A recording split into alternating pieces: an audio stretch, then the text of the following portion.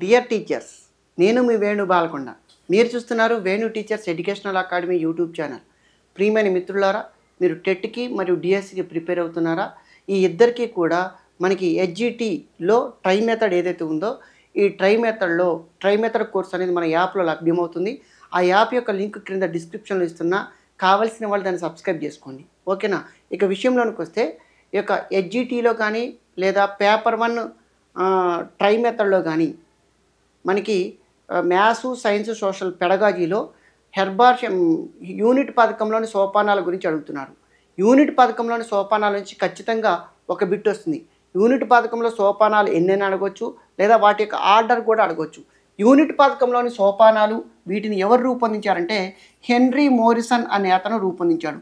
అమెరికాలోని షికాగో విశ్వవిద్యాలయానికి చెందినటువంటి హెన్రీ మోరిసన్ అనే అతను యూనిట్ పథకంలో సోపానాలను రూపొందించాడు. మొత్తం ఎన్ని సోపానాలు ఉన్నాయి? ఈ యూనిట్ పథకంలో మొత్తం ఎన్ని సోపానాలు ఉన్నాయి అంటే మొత్తం 5 సోపానాలు ఉన్నాయి. ఏమిటి 5 సోపానాలు అని మనం ప్రధానంగా గమనించినట్లయితే, మొట్టమొదటి సోపానాన్ని ఎక్స్ప్లోరేషన్ అని మనం ప్రధానంగా పిలుస్తాం. ఎక్స్ప్లోరేషన్ని ఏమంటారంటే అన్వేషణ అని పిలుస్తారండి.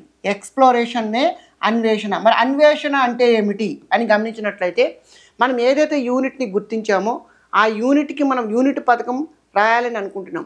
అలా యూనిట్ పథకాన్ని రాసేటప్పుడు ఆ యూనిట్లో ఉన్నటువంటి ముఖ్యమైన పదాలు, భావనలు, నిర్వచనాలు, గుర్తులు, సంకేతాలను వెతికి వాటికి ప్రాధాన్యతనిచ్చి ఆ యూనిట్ పథకంలో బోధించడానికి సిద్ధం చేసుకున్నటువంటి వాటిని ఏమంటారంటే అన్వేషణ అని అంటారు. అన్వేషణ అంటే వెతకటం.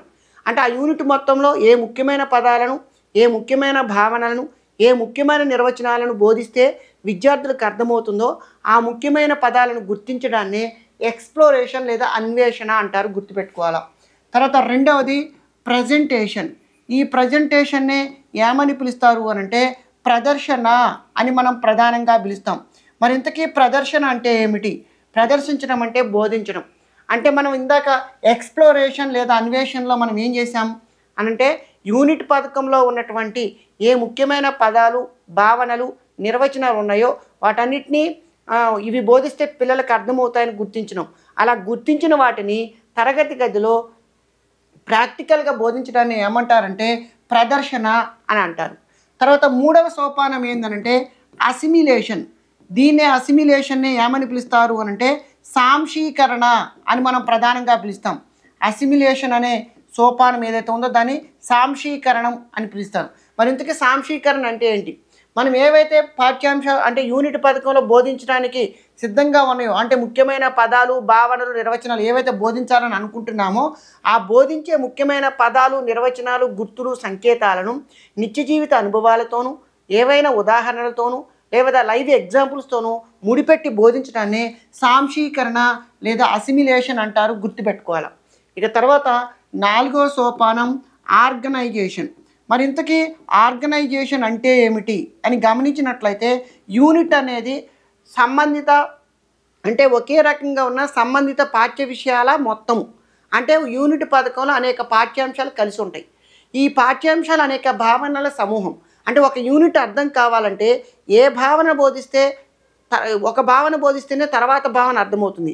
ఇలా ఏ భావన బోధిస్తే ఇంకొక భావన అర్థమవుతుందో ఆ భావనలన్నింటినీ, లేదా ఒక పాఠ్యాంశం బోధిస్తే ఇంకొక పాఠ్యాంశం అర్థమవుతుంది.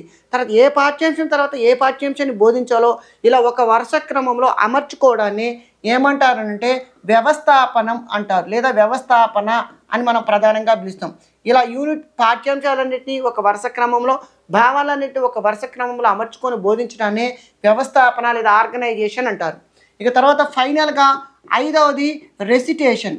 ఈ రెసిటేషన్నే ఏమని పిలుస్తారు అనంటే వల్లెవేయడం అని ప్రధానంగా పిలుస్తాం. గమనించాలి.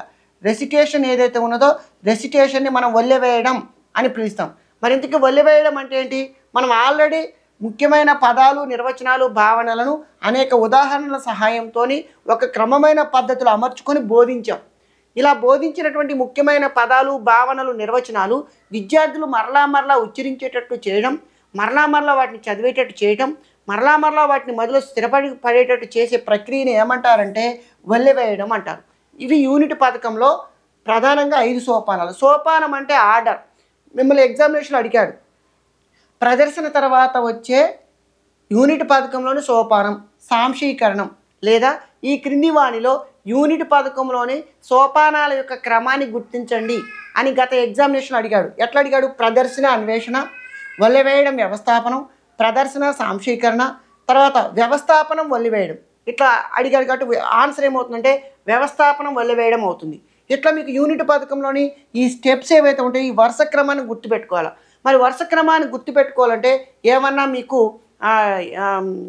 టెక్నిక్ ఉందా, ఏదైనా కోడ్ ఉందా అంటే కోడ్ ఉంది. ఎట్లా గుర్తుపెట్టుకోవచ్చు వీటిని అని అంటే వీటిని గుర్తుపెట్టుకోవడానికి ఒక చిన్న కోడ్ ఉందండి. ఎట్లా గుర్తుపెట్టుకుంటామో చూడండి. ఈ యూనిట్ పథకంలోని సోపానాలన్నింటినీ గుర్తుపెట్టుకోవడానికి ఒక కోడ్ ఉంది. అది మీరు చాలా జాగ్రత్తగా గమనించాలి. ఏంటి ఆ కోడ్ అని అంటే చూడండి, దీన్ని ఎలా రాస్తున్నాను చూడండి. వీటన్నిటిని కూడా మన ఇంగ్లీష్లో రాశాను కదా నేను. ఎక్స్ప్రెస్ ఆర్డినరీ అని గుర్తుపెట్టి, ఎక్స్ప్రెస్ ఆర్డినరీలు ఏంటి? బస్సులు అనమాట. ఇది express bus, ordinary bus. Okay, express ordinary. ఇందులో చూడండి ఎక్స్ప్లోరేషన్ అంటే అన్వేషణ. ఓకేనా? ప్రజెంటేషన్ అంటే ప్రదర్శన. తర్వాత అసిమిలేషన్ అంటే సాంశీకరణము. తర్వాత ఆర్గనైజేషన్ అంటే వ్యవస్థాపనము. రెసిటేషన్ అంటే వల్లెవేయడం. ఎక్స్ప్రెస్ ఆర్డినరీ గుర్తుపెట్టుకోండి.